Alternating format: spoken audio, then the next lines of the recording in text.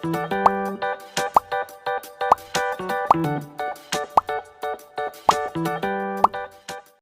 Assalamualaikum. Selamat datang di Nawasena Channel. Hari ini saya akan melanjutkan membacakan novel yang berjudul Terpaksa Menikahi Bad Boy Season 2 Bab 20. Jangan lupa di like, komen, dan subscribe ya. Selamat menikmati.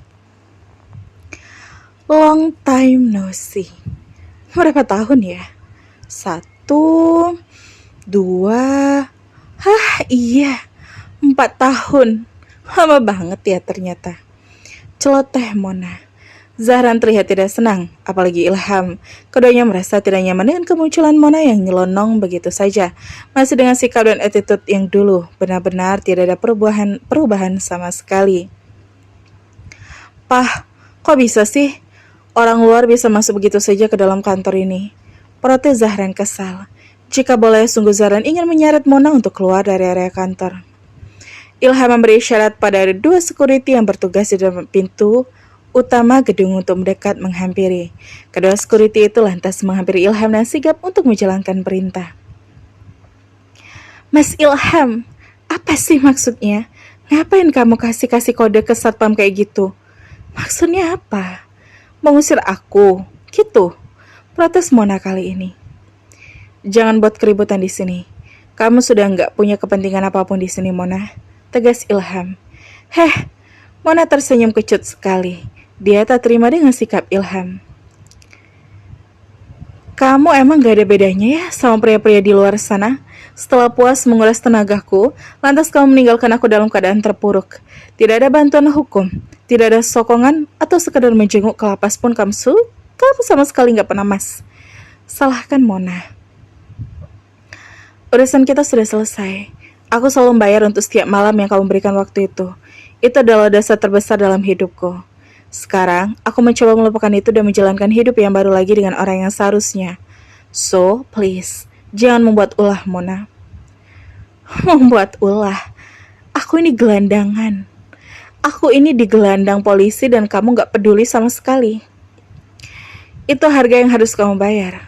Aku sempat berpikir untuk memilihmu untuk jadi pasangan terakhirku.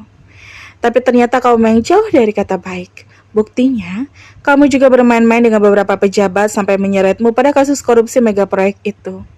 Apa pembelaanmu? Coba katakan.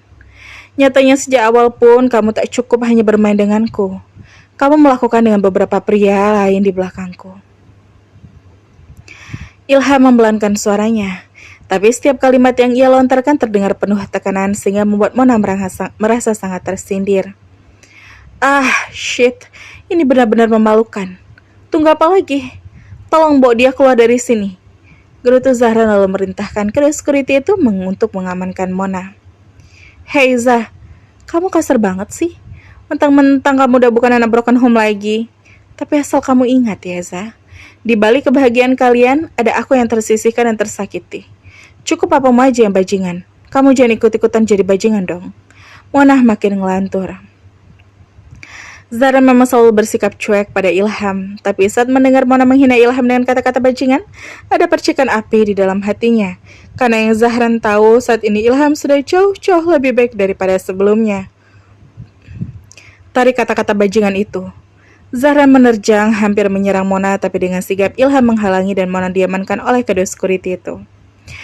Momen itu menjadi pusat perhatian. Tak ada satupun karyawan yang tidak menonton peristiwa itu. Papamu memang bajingan, Zah. Setelah aku jadi sampah, dia buang aku begitu saja.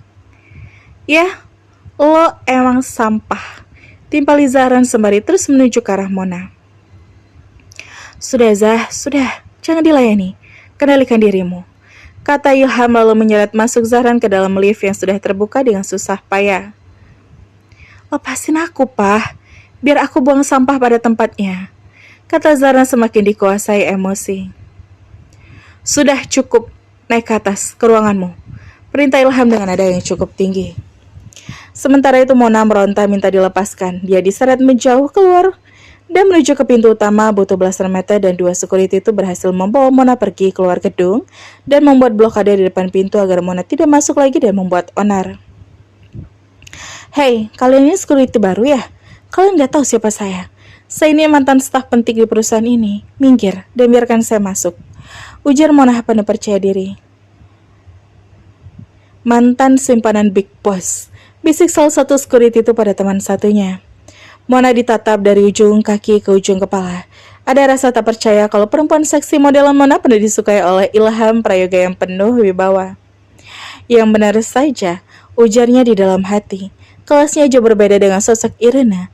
Tentu saja security itu merasa percaya tak percaya. Apa kamu? Apa lihat saya? Saya cok mata kamu itu. Ancam Mona kesal. Maaf Bu Mona, percuma Anda koar-koar dan meronta minta untuk diizinkan masuk. Pak Ilham tak akan pernah memerintahkan Anda kembali dari sini. Jangan mempermalukan diri sendiri, pulanglah. Usul salah satu security. Gak akan pernah. Kalau kalian gak mau buka pintu ya sudah. Saya akan duduk menunggu di sini sampai Mas Ilham keluar untuk makan siang. Kalian pikir saya akan menyerah? Mona sudah memutuskan. Mona malah duduk-duduk di teras gedung dan kekeh dengan pendiriannya. Tak peduli walaupun dia sudah dipermalukan, Mona tetap bersikukuh, tetap bertahan di sana. Kedua security tidak peduli. Mereka tetap berjalan dan waspada.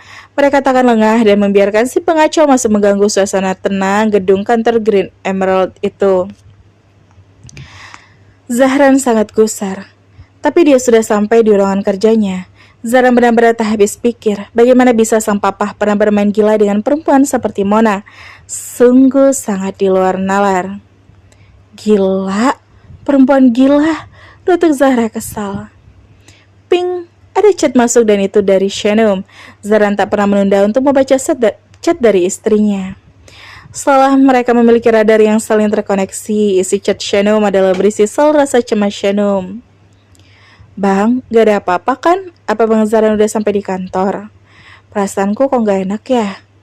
Itulah dua pesan yang Shanum kirimkan. Zahran pun takjub. Istrinya tahu kalau saat ini Zahran sedang dikuasai amarah. Itu tidak bisa disebut baik-baik saja. Tapi tentunya Zahran tak akan jujur. Zahran tak ingin membuat istrinya ada dalam rasa cemas yang berlarut. Gak ada apa-apa sayang. Abang udah sampai di kantor. Udah sampai di ruangan abang malah. Zahran langsung membalas dengan dua pesan yang cukup menenangkan perasaan Shanum. Oh, syukurlah yang fokus ya kerjanya. I love you. Hati Zahran berangsur tenang. Bahkan sebaris chat saja sudah cukup meredam amarah di hati seorang Zahran Arayan Prayoga. Terima kasih sayangku. I love you too. Balas Zahran dengan cepat. Apa yang dia ketik bukan hanya bualan semata. Itu adalah selalu ia rasakan selama ini. Dan untuk selamanya. Zahran sudah mendapatkan ketenangan. Dia pun mengatur nafas baik-baik. Dia harus menyingkirkan Mona dari pikirannya. Sungguh, ia tak ada gunanya. Shanum sendiri dia sedang menunggu Arkana di sekolah. Shanum tetap berbaur dengan para orang tua lain, tapi tidak juga berusaha masuk ke circle ibu-ibu sosialita yang merasa paling wah di antara orang tua lainnya. Tas baru nih bonsai. Tahu nggak ini harganya berapa? Salah satunya pamer tas branded kulit buaya yang dikenal memiliki harga selangit. Berapa nih? Gak kaleng-kaleng ini mah. Ini tuh harganya 30.000 US dollar. Udah bisa dihitung sendiri kan kalau dikonvert ke rupiah. 450 ceti dong ya. Wah, kelas banget bun. Itu sih gak ada apa-apanya. Saya baru aja dapat kado dari suami saya. Clothes bag, harganya 2 kali lipat dari tas itu. Wow, Mami Naura lebih kelas daripada maminya Revan ternyata. Dan pada ujungnya, acara pamer itu jadi ajang saling panas memanasi. Salah satunya tak ingin kalah sehingga pamer barang yang lebih mahal lagi. Sebenarnya, Shanum mendengar perbincangan itu. Tapi Shanum tak mau gabung atau berbaur, cukup saling kenal saja.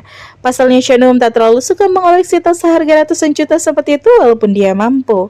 Tapi Shanum membeli dengan harga yang wajar saja. Yang penting dia suka dan nyaman dipakai. Halo, mamanya Arkana, boleh duduk di sini? Kata seseorang yang meminta izin untuk duduk di dekat Shanum. Hai, tentu saja, silahkan. Shanum mempersilahkan. Terima kasih, mamanya Arkana gak ikut adu mekanik sama mereka. Bisik orang itu lalu matanya memicing ke arah perkumpulan para sosialita itu. Enggak, Bu. Shannon menjawab seperlunya aja. Kirain mau ikut adu mekanik. Shannon tidak mau terpancing untuk ikut julid dengan tingkah ibu-ibu rempong itu. Shannon lebih suka tetap tenang, menikmati waktu tunggu sembari membaca-baca artikel di Google atau membaca novel online di layar handphonenya. Mamanya Arkana lagi baca apa tuh? Oh, ini novel, Bu. Novel online, lumayan buat ngisi waktu luang sambil menggunakan Excel saya belajar. Oh alah, suka baca novel online juga. Sama dong. Mamanya Arkana baca di aplikasi apa? Yang ini, Bu, di sini seru-seru. Banyak novel-novel bagus, gratis pula. Gak perlu top up koin. Iya, samaan loh. Memang asyik ya kalau lagi gabut kita baca novel online aja buat hiburan sampai ke bawah baper juga. Iya, Bu.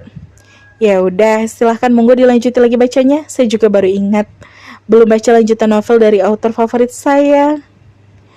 Akhirnya Shannon dan orang itu terhindar dari acara hibah. Lebih baik membaca novel di layar handphone itu lebih baik daripada saling pamer atau membicarakan satu sama lainnya. Ibu-ibu julid kompak menatap ke arah Shannon yang tetap duduk tenang tidak terpengaruh dengan acara pamer mereka. So asik banget mereka.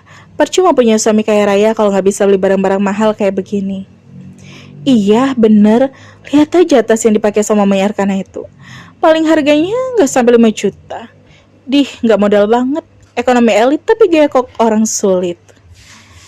Dulu kan dia orang melarat. Dia nggak derajat sama suaminya. Ya gitu deh. Tapi dia emang beruntung sih. Beruntung banget dapat laki cakep plus kaya raya. Padahal nggak ada istimewa-istimewanya tuh dia. Setelah saling pamer, ibu-ibu itu malah berdesas-desus membicarakan soal Shannon.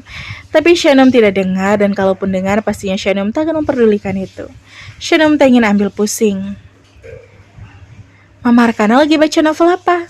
Saya punya rekomendasi nih. Salah satu author kesayangan saya, novelnya bagus-bagus. Shannon menoleh ke layar ponsel teman barunya itu. Oh, yang itu ya? Itu saya sudah baca juga kok. Ceritanya memang bagus-bagus. Selain menghibur, bisa ada beberapa hikmah yang bisa diambil dari cerita novelnya. Bener banget, Mbak. Para mak tukang pamer memang tak suka baca. Oleh sebab itu, di saat Shannon asik berbincang soal novel bacanya, mereka hanya mencibik, mengejek hobi membaca Shannon dan temannya. Sama halnya seperti Shannon, Irena pun merasa ada yang tidak beres di kantor. Bedanya, Irena langsung mendatangi kantor untuk mencari tahu apa yang membuat dia berfirasat buruk. Irena masih kuat mengemudi sendiri. Dia memarkir mobil di halaman utama. Dia begitu cantik dan modis dalam balutan hijab yang cantik. Baru turun dari mobil saja, Irena sudah bisa melihat keberadaan Mona yang duduk santai di depan gedung. Pantesan aja. Jadi ini yang bikin hati Resa gak karuan. Irena merasa memiliki power. Dia tak gentar menghadapi Mona.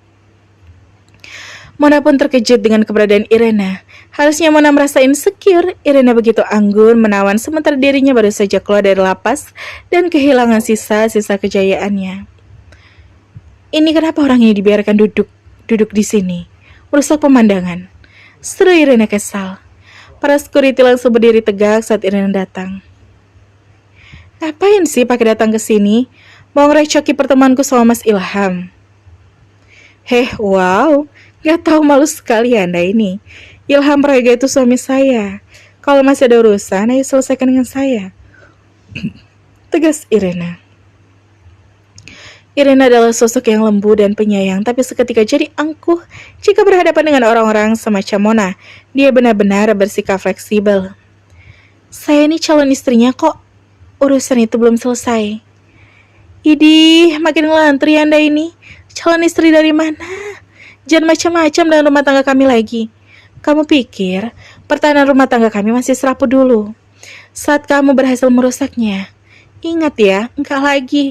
Sekarang kami sudah bukan kami yang dulu. Kami sudah berjanji untuk kompak menghempaskan para pengganggu termasuk kamu. Udah, serah pulang aja. Jangan mempermalukan diri sendiri. Percuma kamu berharap.